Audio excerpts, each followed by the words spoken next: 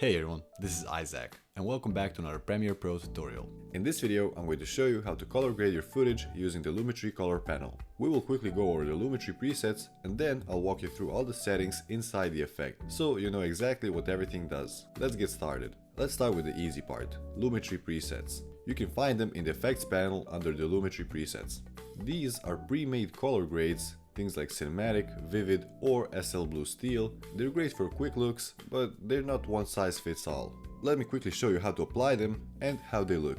As you can see, here I have a bunch of these presets. I can choose which one I want and just drag it onto my clip.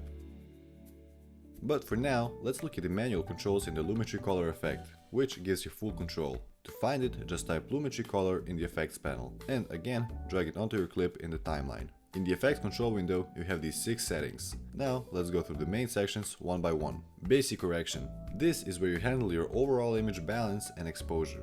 Basically, your foundation before doing any creative grading. Input LUT.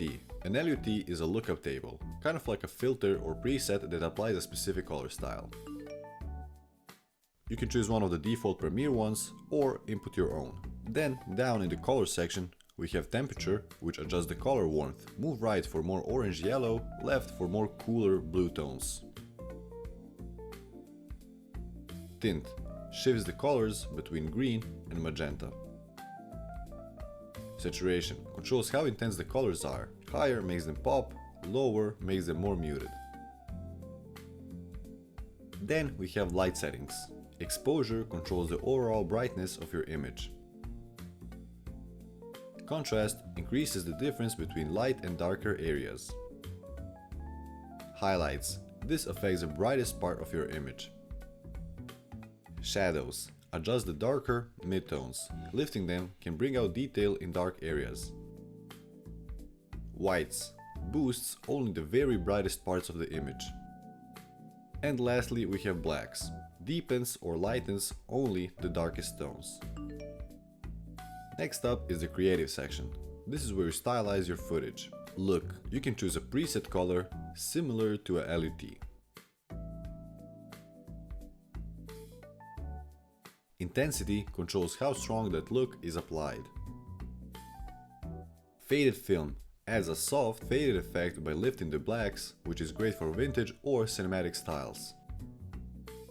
Sharpen increases edge detail, making the image crisper. Vibrance boosts only the less saturated colors so it doesn't overblow skin tones. And saturation again controls overall color intensity.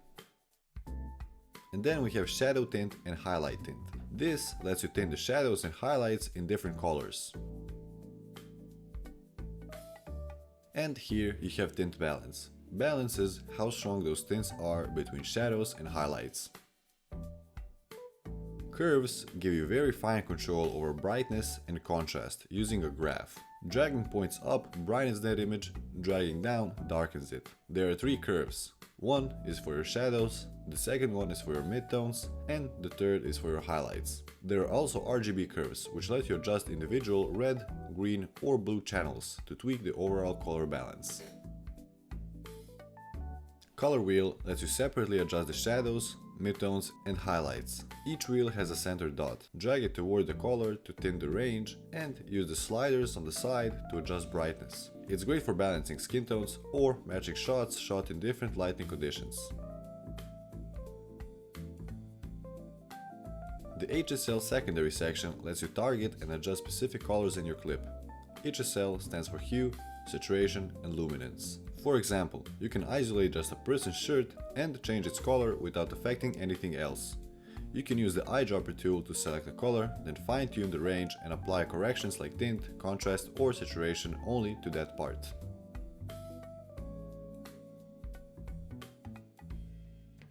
And as you can see, the kid's shirt has now lost color. And lastly, we have vignette. The vignette section lets you darken or lighten the edges of your frame to draw attention to the center. Amount controls how dark or bright the edges get. Negative darkens and positive lightens. Midpoint adjusts how far the vignette reaches towards the center. Roundness changes the shape. Lower volume makes it more square, higher volumes make it rounder. and feather softens the edge transition. Higher feather looks more natural. A subtle vignette is great for focusing attention on your subject. That's it for this video. If you found this video useful, subscribe for more tutorials like this one. Check the description below for the links of all my socials, and if you have any questions or future video requests, leave them down in the comments below.